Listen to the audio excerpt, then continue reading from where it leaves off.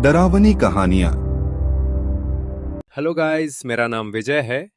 सर्दियों की छुट्टी में घूमने शहर आया था।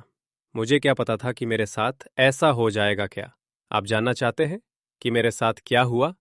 चलो सुनो मेरी वो रात की डरावनी कहानी। रात के लगभग 1 मैं अपने अकेले फ्लैट में सोफे पर बैठा टीवी देख रहा था।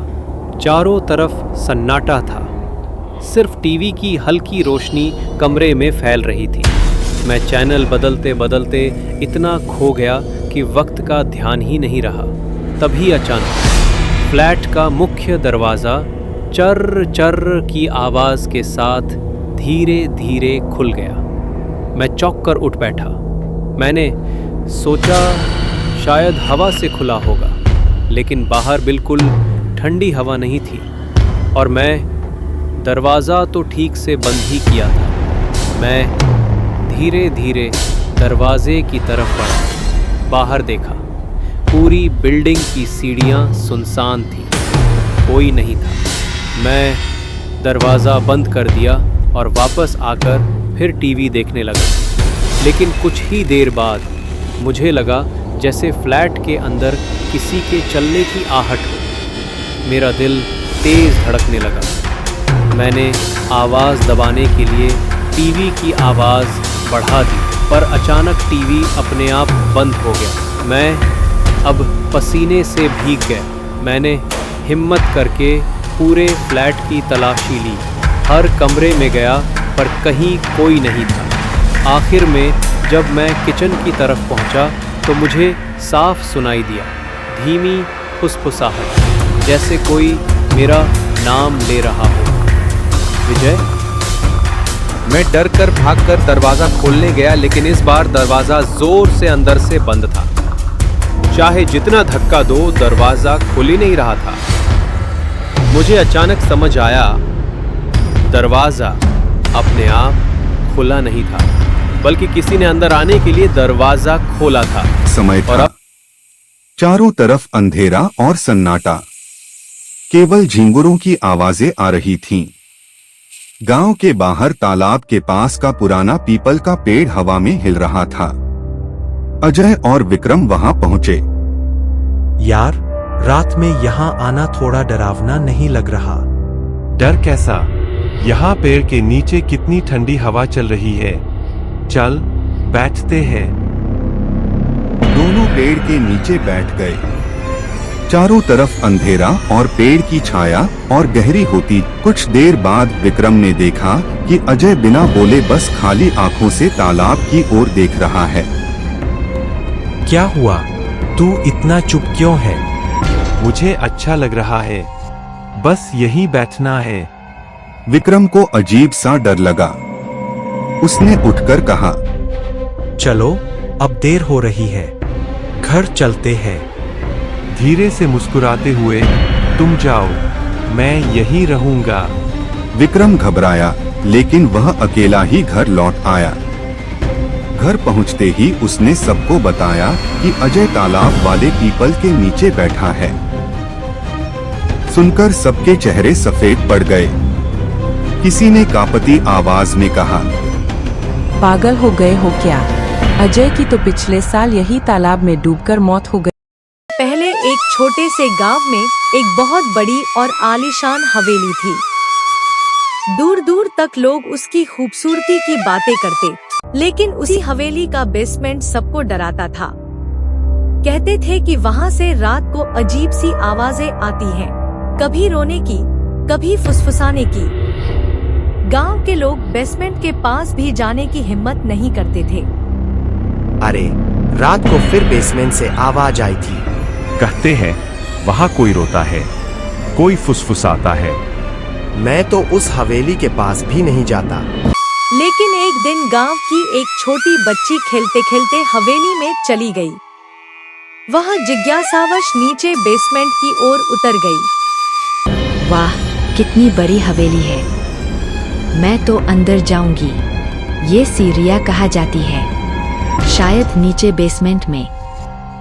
उसके पीछे पीछे लोगों ने दरवाजा खुलते देखा। अंदर अंधेरा ही अंधेरा था। कुछ देर तक उसकी हंसी और पांवों की आहट सुनाई दी, लेकिन अचानक सब कुछ शांत हो गया। कौन है नीचे? कोई मुझे बुला रहा है क्या? अरे कितनी अजीब आवाजें हैं, मुझे डर तो लग रहा है। गांव वाले इंतजार करते रहे, पुकारते रहे। बच्ची, ओ बच्ची, बाहर आओ। कोई जवाब क्यों नहीं दे रही? हे भगवान, वो लौटकर क्यों नहीं आए? पर वह बच्ची कभी लौटकर नहीं आई। उस दिन के बाद से हवेली के बेसमेंट की आवाजें और भी डरावनी हो गई, जैसे कोई बच्ची वहां से मदद के लिए पुकार रही हो। बचाओ, कोई है क्या? हेलो गाइस, आज मैं तुम्हें एक हॉरर कहानी सुनाऊंगी। जो एक लड़की शहर आई थी गांव में। उसे क्या पता था कि उसके साथ ऐसा हो जाएगा, वो मनुष्य हवेली खाक जाएगी। उसे क्या आप जानना चाहते हैं उस हवेली में क्या हुआ था उस लड़की के साथ? आइए मैं सुनाती हूँ आपको उस लड़की की पूरी कहानी। रात गहरी थी, काले बादल आसमान को ढक चुके थे। एक आदमी हाथ में लैंटर्न लिए जंगल के रास्ते से गुजर रहा था। अचानक तेज बारिश शुरू हो गई। भीगने से बचने के लिए उसने सोचा कि पास ही खड़ी उस पुरानी हवेली में शरण ले ले।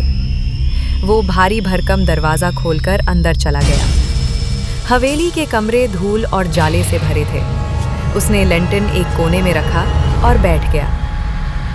उसे क्या पता था, वो हवेली उसकी आखिरी रात साबित होने वाली थी। अगले दिन शहर से आई एक लड़की आयुषी गांव घूमने पहुंची थी। वो जिज्ञासु स्वभाव की थी और अक्सर अजीब जगहों की खोज करती थी। जब उसने ग्रामीणों से सुना कि जंगल के पास एक हवेली है जहां कोई नहीं जाता, तो उसकी जिज्ञासा और बढ़ गई। गांव वाले उसे बार बार मना करते रहे, बेटी वहां मत जाना, वहां जिन्न या भूत का साया है। पर आयुषी ने उनकी बातों पर ध्यान नहीं दिया। वो अगले ही दिन अकेली हवेली की ओर निकल पड़ी। हवेली बाहर से टूटी फूटी लग रही थी, पर जैसे ही उसने दरवाज़ा खोला, एक ठंडी हवा का झोंका उसके चेहरे से टकराया। अंदर बिल्कुल अंधेरा था। उसने अपना लैंटर्न जलाया और धीरे धीरे कमरे टटोलने लगी। अचानक उसकी नज़र फर्श पर पड़ी एक टूटी हुई पुरानी लैंटर्न पर गई, जैसे किसी ने पिछली रात ही उसका इस्तेमाल किया हो। उसी समय ऊपर से किसी के चलने की भारी कदमों की आवाज़ आई। आयुषी का दिल जोर से धड़कने लगा। वो हिम्मत करके सीढ़ियों पर चढ़ने लगी। ऊपर पहुंचते ही उसने देखा एक कमरे का दरवाजा आधा खुला था। भीतर से धीमी फुसफुसाहट आ रही थी। उसने दरवाजा धक्का देकर खोला और जैसे ही लैंटर्न की रोशनी अंदर गई, उसकी चीख निकल गई। कमरे के बीचों बीच वही आदमी पड़ा था जो पिछली रात बारिश से बचने के लिए हवेली में आया था। उसका चेहरा पीला और निर्जीव था, जैसे किसी ने उसकी सारी जान चूस ली हो। और ठीक उसके सिरहाने एक लंबी छाया खड़ी थी। काले कपड़े, बिखरे बाल और लाल चमकती आंखें। वो छाया धीरे धीरे आयुषी की तरफ बढ़ने लगी। ठंडी हवा का तेज झोंका आया और दरवाजा अपने आप बंद हो गया। आयुषी ने डर से लैंटर्न गिरा दी। कमरा अंधेरे में डूब गया।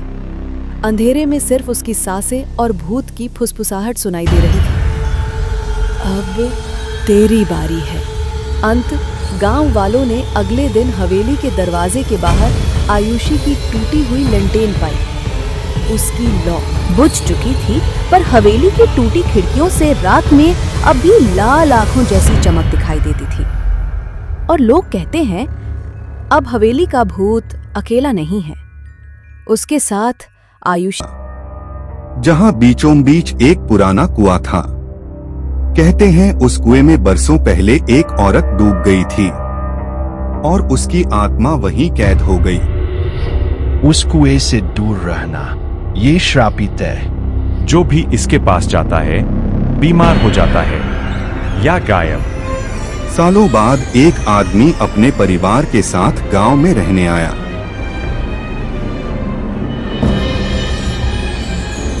अरे ये सब बस पुरानी बातें हैं, डरने की कोई बात नहीं। उसका बेटा खेलते खेलते कुएं के पास पहुंचता है।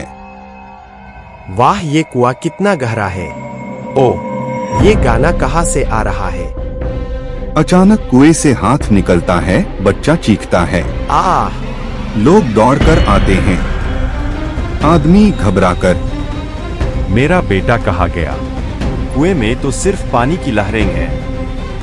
धीरे धीरे कुएं से हंसी की आवाज गूंजती है। बुजुर्ग कांपते हुए, कहा था ना, ये कुआं बच्चों को कभी वापस नहीं करता। आज भी उस कुएं से बच्चों की हंसी सुनाई देती है।